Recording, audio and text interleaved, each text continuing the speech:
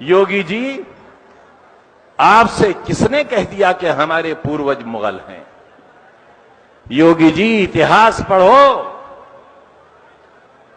RSS का किताबचा मत पढ़ो, इतिहास पढ़ो। इतिहास वही पढ़ेगा जो इतिहास को पढ़ना जानता हो, जिसके पास इतिहास पढ़ने की आंखें हों।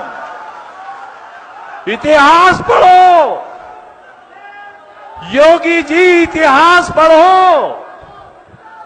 मुगल खुद नहीं आए थे, नहीं आए थे मुगल खुद। मुगलों को कौन लाया था, ये इतिहास पढ़ो।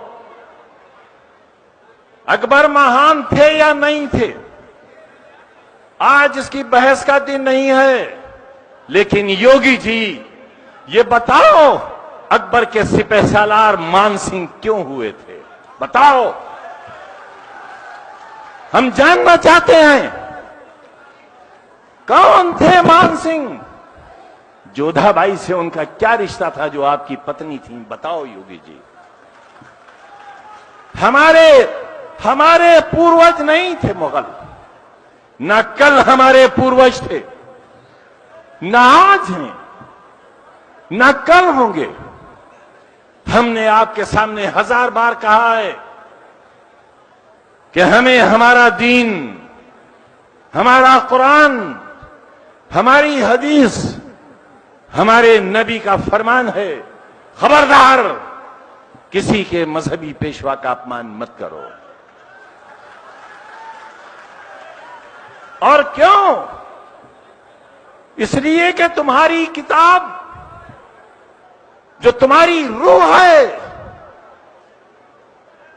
1500 बरस के बाद भी उसका एक नुक्ता न कम हुआ है, न एक नुक्ता बढ़ सका है, एक नुक्ता भी। वो किताब, वो आसमान की किताब तुमको हिदायत देती है, तुम्हें इत्तला देती है, तुम्हें जानकारी देती है, तुम पर पाबंदी आयत करती है और तुम्हें बताती है कि 1,20,000 पैगंबर इस जमीन पर हमने भेजे।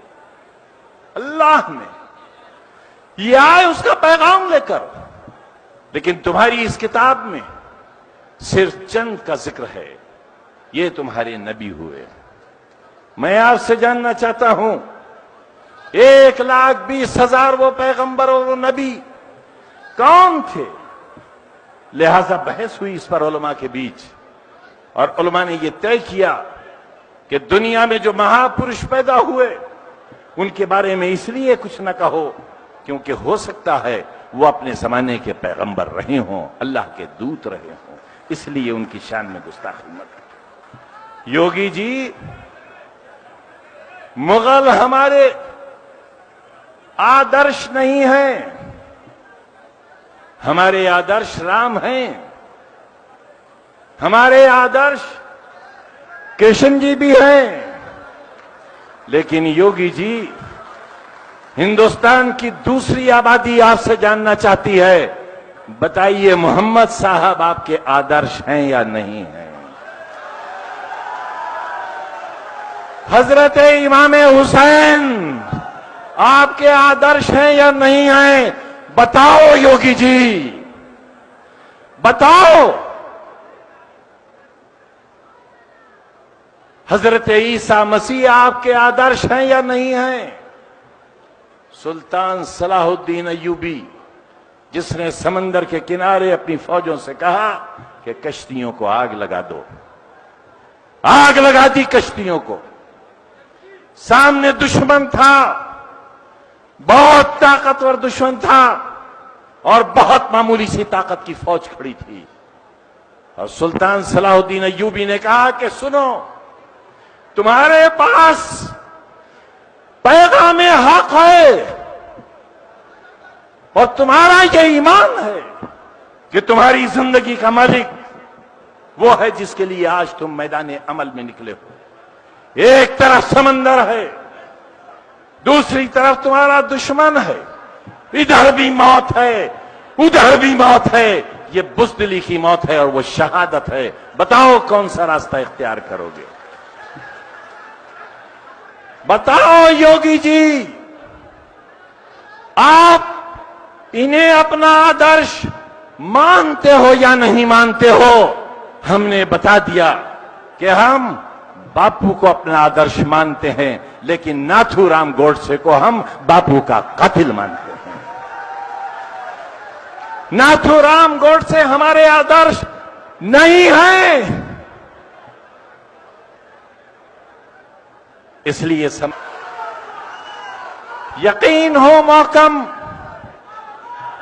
और अमल पे हम जमीन भी मिलती है और आसमां भी मिलता है। बादशाह हनीप्रीत राम रहीम को नरक में ले गई और आपकी मनी प्रीत देश को नरक में ले गई। वाह बादशाह वाह, देश के 2-3 लोगों से देश लुटवा दिया तुमने। मासूमों के मुंह से रोटी का निवाला छीन लिया तुमने। करोड़ों नौजवानों को नौकरियों का दिलासा देकर उनसे नौकरियों की आस छीन ली तुमने। और जब देश में कोई सवाल उठा, मुसलमानों का नाम ले दिया तुमने, हिंदुओं। और यह भी चुनौती से कहता हूं कि जिस दिन भारत के मुसलमानों से उनके वोट का अधिकार छीन लोगे, उस दिन तुम्हारे हाथ में सत्ता नहीं रह जाएगी, हरगिज़ नहीं रह। मजबूर मत करो हमें जहर खाने के लिए। बादशाह, मजबूर मत करो। रोहिंग्या मुसलमानों की वजह से हमारे ऊपर किसी जुल्म का मंसूबा तैयार मत करो। बताओ, पत्रकार लंकेश की हत्या क्यों हुई और उसका हत्यारा कौन है, बताओ। और ये कैमरे वालों, हमसे बहुत प्रेम करते हो आप। सारा दिन एक टीवी है जिसके साथ अंग्रेजी में हिंदुस्तान का नाम लिखा हुआ आता है। टाई लगाते हैं उसके मालिक साहब, टाई लगाते हैं और मेडिकल कॉलेजों का अपने दलालों से सौदा कराते हैं। एक चैनल है जिस पर एक बहुत सुंदर व्यक्ति सारा दिन उपदेश देते हैं जैसे कोई महात्मा हो। 500 करोड़ की दलाली में 6 महीने जेल काट कर आए हैं। ये उपदेश देने वालों,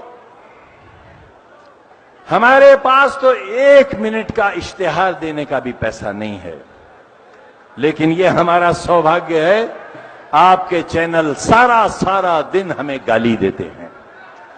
हम कहते हैं खूब गाली दो, यूं कि जब तुम गाली देते हो तो मेरा कमजोर रिक्शा वाला कहता है शाबाश आजम खान, शाबाश। मैं कहता हूं खूब गाली दो, जितनी तुम गाली देते हो उतनी मेरे कमजोर हाथ की मुट्ठियां मजबूत होती हैं।